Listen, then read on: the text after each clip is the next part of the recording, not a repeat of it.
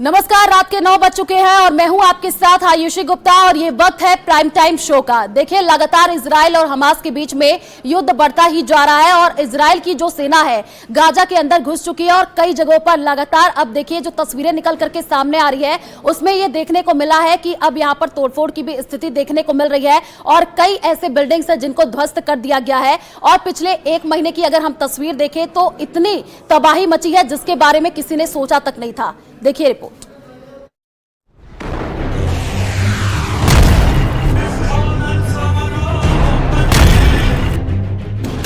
Hamas की हिमाकत का Israel लगातार जवाब दे रहा है। हर घंटे इजराइल के बारूद से गाजा की जमीन लबरेज हो रही है। इमारतें खंडर में बदल चुकी हैं, रास्ते राख और हजारों जिंदगियां खाक हो चुकी हैं। इजरायली सेना ऐसी आग बरसा रही है जिसे गाजा में पहले कभी नहीं देखा गया। हवा से, जमीन से, सुरंग और बंकर से इजरायली सेना के जवानों को जहां जगह मिल रही है, मिट्टी में मिला देने वाले रॉकेट को गाजा पर बिना निशाना साधे दाग दिया जा रहा है। इजरायली फौज ने हमास के हर छोटे बड़े लड़ाके को, उनके ठिकाने को खत्म करने की सौगंध खा ली है। गाजा पर 18,000 टन बारूद बरसाने का दावा किया जा रहा है। अल जजीरा के मुताबिक गाजा में हो रही इजरायली बमबारी से हर घंटे 42 बम दागे जा रहे हैं। 15 लोगों की मौत हो रही है, 35 लोग घायल हो रहे हैं और 12 इमारतें तबाह हो रही हैं। इजराइल और गाजा में धमाकों की गूंज सुनाई दे रही है।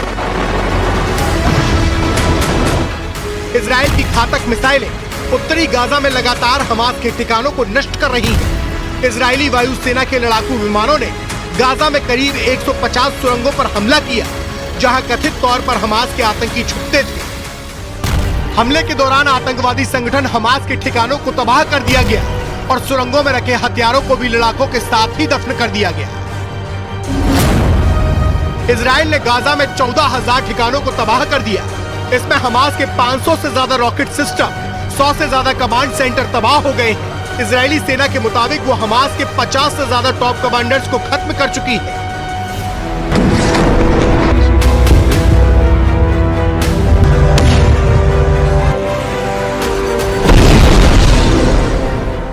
गाजा पर हो रहे इजरायली हमलों की आंच गाजा की इमारतों तक भी पहुंच चुकी है।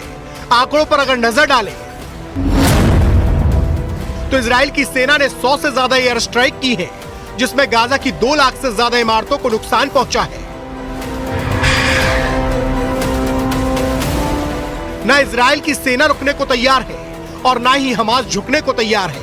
दोनों के इस जंगी तेवर का अंजाम एयर स्ट्राइक, बमबारी, गोलीबारी, मरते लोग, तबाह होती इमारतें और बेघर होते बच्चों के साथ मरीजों को भुगतना पड़ रहा है।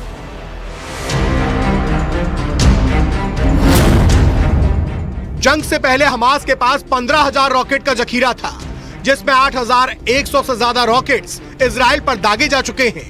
अब भी 7,000 रॉकेट बचे हैं। 2008 की जंग के वक्त हमास के रॉकेटों की अधिकतम सीमा 40 किलोमीटर की थी, लेकिन 2021 में यह बढ़कर 230 किलोमीटर की हो गई। हमास को तबाह करने के इरादे से उतरे इजराइल और अमेरिका की निगाहें इस वक्त हमास के ठिकानों और उसकी फंडिंग पर भी है। गाजा में हमास को अनगिनत सोर्सेज से फंड मिलता है। ईरान उसमें सबसे बड़ा फंड सोर्स है। हमास को जो चाहिए होता है, ईरान उसकी सप्लाई चंद घंटों में कर देता है। हमास अपनी फौज पर हर साल तकरीबन 650 करोड़ रुपए खर्च करता है। इजरायली फौज लगातार दावा कर रही है कि हमास ने ज्यादातर अपने ठिकाने स्कूल, अस्पताल, धार्मिक स्थलों के आसपास बनाए हुए हैं ताकि वो उनकी फायरिंग रेंज से दूर हो सके। लेकिन हमास की बर्बादी की पटकथा उन्होंने लिख दी है। उनकी बर्बादी उन्हीं के बनाए बंकर में होगी, उनकी कब्र उन्हीं की सुरंगों में बनेगी और उनका अंजाम होगा मौत।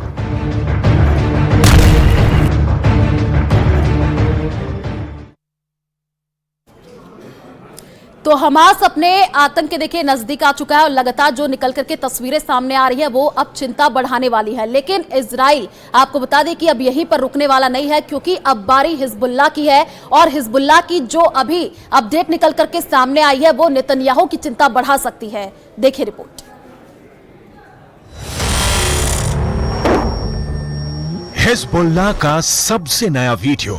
लेबनान इजराइल बॉर्डर पर एक पोस्ट के पास सफेद रंग का ट्रक जा रहा है, तभी होता है एंटी टैंक मिसाइल से हमला। इस हमले में ट्रक पूरी तरह जलने लगता है। उसमें क्या था ये कोई बताने को तैयार नहीं, लेकिन बाद में इजराइल की पोस्ट पर अचानक हरकत बढ़ जाती है। कुछ लोग भागते हुए नजर आते हैं। हिजबुल्लाह के इस पिन पॉइंट अटैक ने इजराइल में बहुत बेचैनी पैदा कर दी है। क्या हिजबुल्लाह उत्तरी इजराइल पर चढ़ाई करने वाला है? क्या हिजबुल्लाह सिर्फ इस बात का इंतजार कर रहा है कि गाजा में जैसे ही इजराइल की फौज फंसेगी वो उत्तरी बॉर्डर पर युद्ध शुरू कर देगा? हिजबुल्लाह के हमले का सही वक्त क्या हो सकता है? इसे लेकर नेतन्याहू से लेकर बाइडन दोनों पसोपेश में हैं। हिजबुल्लाह ने लेबनान इजराइल बॉर्डर पर कई हमले करके साबित कर दिया है कि इजराइल की उत्तरी सीमा अब सुरक्षित नहीं बची है। अगर गाजा पर ग्राउंड ऑपरेशन शुरू होने के बाद हमास, हूथी और हिजबुल्लाह ने एक साथ इजराइल पर हमला किया तो इनको एक साथ रोकना इजराइल के लिए बहुत बड़ा चैलेंज बन जाएगा।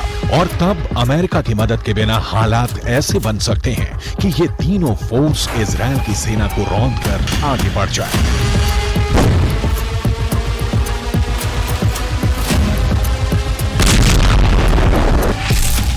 गाजा में हमास के लड़ाकों की तादाद 40 से 50 हजार के करीब है।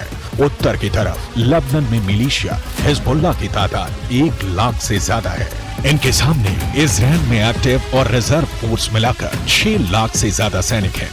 ये आंकड़े बताते हैं कि इजराइल के पास 4 गुना ताकत है।